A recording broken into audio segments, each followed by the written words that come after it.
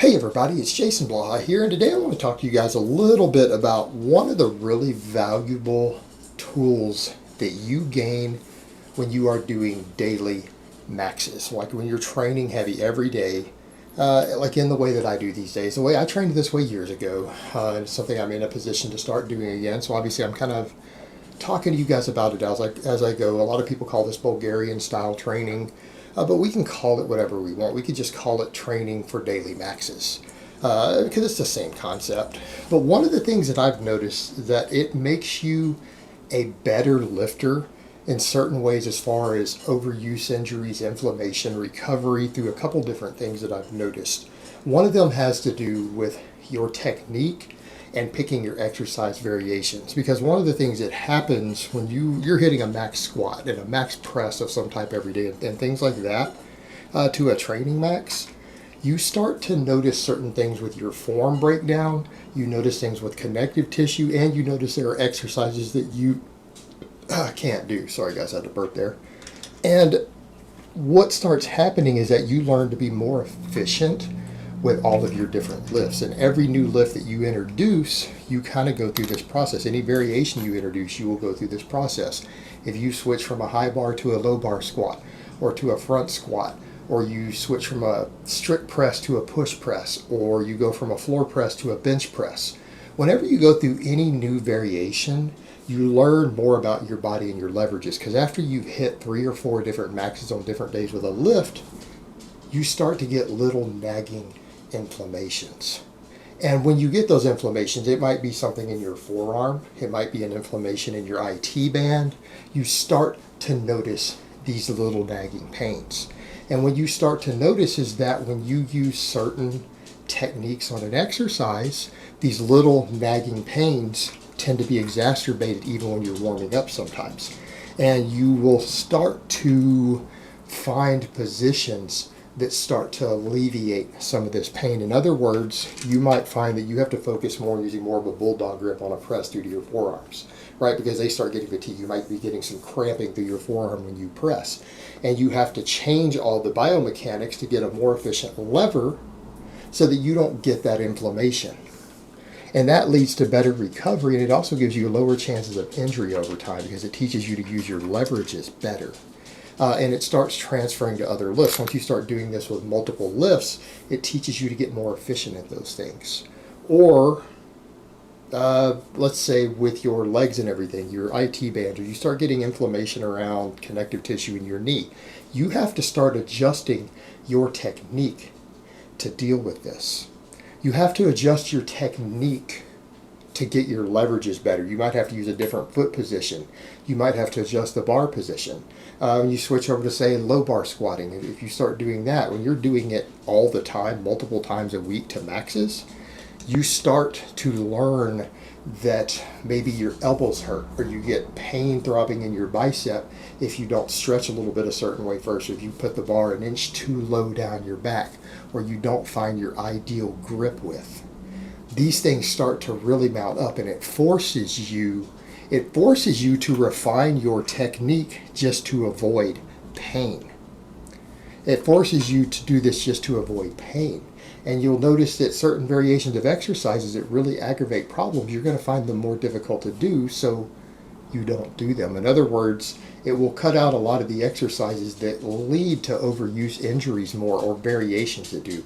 And it might be as simple as a slightly different grip width on your bench press or your overhead press. Same thing, you start overhead pressing. If you're overhead pressing to maxes a lot, you start finding that you have to pay attention to your bar path a lot more to keep it from drifting, or it causes pain in your shoulders. You have to learn things like keeping the bar in tighter, pulling your head back more at the bottom, so that when you touch your chest, the bar is in tighter. And it also then teaches you to press it against your lats more. You get more power out of the bottom. You have to learn to throw it behind your head more as you're moving up, because again, you start getting nagging pains in your shoulders if you don't. If you do things wrong, you start getting bad bar paths, you start getting minor pulls in muscles. And these are things that don't come out otherwise in your training, right? If you're doing just rep work or volume work, these problems don't appear as easily. But when you're hitting maxes, you have to really start refining everything in your lifts to avoid these pulls, to avoid these inflammations, you'll suddenly find that, wow, there's certain types of tricep exercises you can't do because they cause inflammation and tendons, and you have to drop them out. And it's a good thing that you're dropping them out, because it will allow you to do more work that's easier to recover from on your connective tissue, so that you get stronger all the time. There's a lot of little things that you learn, and the same thing every time you add in a new exercise variation, because I tell guys on this sort of training, you don't want to do just 3 lifts. I agree somewhere closer to what Jamie Lewis might say, that you need to master a variety of lifts, and you probably need to be doing at least 5 or 6 exercises every week to your maxes. And any exercise that you care about, barring maybe the deadlift, you probably need to be doing it at least 3 days a week on this sort of system. Whether that's your power cleans, your overhead press, your bench, your squat, front squat, back squats, whatever you're doing, you need to be doing them very frequently to training maxes.